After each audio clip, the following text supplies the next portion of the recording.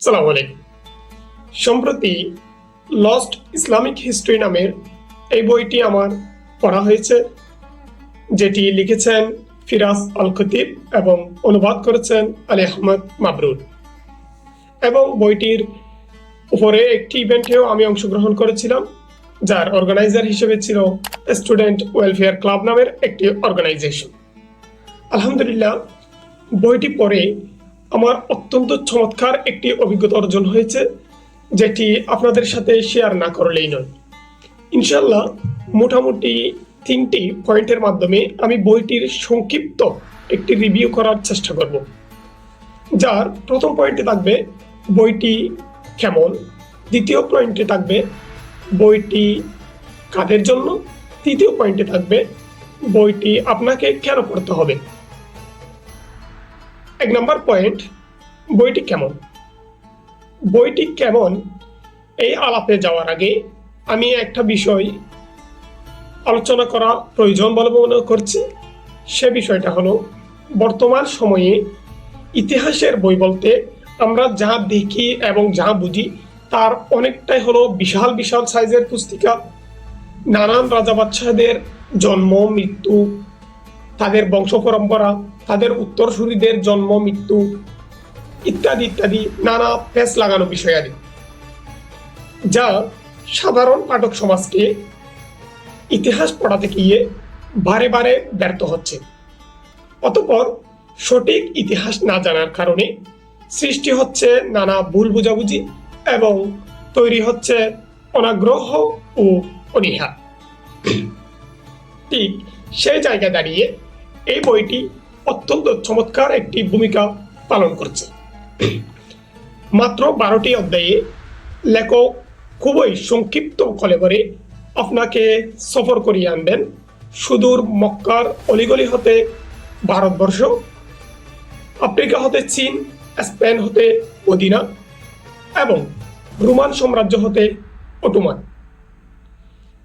কিন্তু মজার বিষয় হলো, লেখক এবং অনুবাদকের সাবলীল ও প্রাণচঞ্চল ভাষার নিপুণ ব্যবহারের কারণে আপনি এই লম্বা সফরে কোথাও কোনোরূপ অনীহা এবং বিরক্তি অনুভব করবেন না ইনশাআল্লাহ। একই সাথে আপনাকে পরিচয় করিয়ে দেওয়া হবে ইসলামের ইতিহাসের, জ্ঞান বিজ্ঞানের ও সাহিত্য সাধনার মহামানব ইমাম আবু হানিফা রহিমাহুল্লাহ থেকে শুরু করে ইমাম হাম্বল রহিমাহুল্লাহ, বিখ্যাত চিকিৎসাবিদ ইবনে সিনা কিংবা বিখ্যাত গণিতবিদ মুসা আল খাওয়ারিজমির মতো মহান ব্যক্তিদের সাথে, যা আপনাকে আপনার পূর্বপুরুষদের জ্ঞান গরিমা এবং তাদের উৎকর্ষতা সম্পর্কে জ্ঞান লাভে সাহায্য করবে ইনশাআল্লাহ। এবার পয়েন্ট নাম্বার 2, বইটি কাদের জন্য। বইটি আসলে আমার মতন যারা ইতিহাস নিয়ে ভীতির মধ্যে আছেন, ইতিহাস শব্দটা শুনলে একটু ভয় পেয়ে যান, কিংবা কখনো ইতিহাসের বই খুলে দেখার সুযোগ হয়ে ওঠেনি, তাদের জন্য। তবে বইটির মধ্যে যে আপনি একেবারে সমস্ত কিছু পেয়ে যাবেন, একদম শুরু থেকে শেষ বৃত্তান্ত সহকারে পেয়ে যাবেন, জিনিসটা এমন না। এটি একটা সামারি, একটা সারসংক্ষেপ ধরতে পারেন। এটি একটি গেটওয়ের মতো, যেটি আপনাকে বিস্তৃত ইতিহাসের দিকে পা বাড়াতে, বিস্তৃত ইতিহাস জানতে আপনার মনে একটি ক্ষুধা এবং প্রয়োজনীয়তা অনুভব করাবে ইনশাআল্লাহ। এবার 3 নম্বর পয়েন্ট, বইটি আপনাকে কেন পড়তে হবে। বইটি কেন পড়তে হবে এই প্রশ্নের জবাবে জামাইকার রাজনৈতিক নেতা মার্কাস গাবির বিখ্যাত একটি উক্তি আপনাকে বলা প্রয়োজন বলে মনে করছি।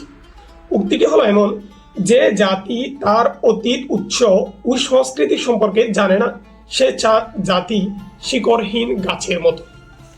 অতএব নিজের অস্তিত্ব সম্পর্কে জানতে, নিজের শেকড়টা খতিয়ে দেখতে, নিজেকে জানতে এবং আপনার পূর্বপুরুষদের জ্ঞান গরিমা ও তাদের উৎকর্ষতা সম্পর্কে জ্ঞান লাভ করতে আপনাকে ইতিহাসের বইগুলো পড়তে হবে। সুতরাং আসুন এমন একটি সহজ ও সাবলীল বই দিয়ে শুরু হোক আমার আপনার অস্তিত্ব, সংস্কৃতি ও ইতিহাস জানার প্রথম প্রয়াস। তো এটাই ছিল আজকের জন্য, এবং ইনশাআল্লাহ অন্য কোনো একদিন অন্য কোনো একটা বই নিয়ে দেখা হবে, কথা হবে। সালাম আলাইকুম।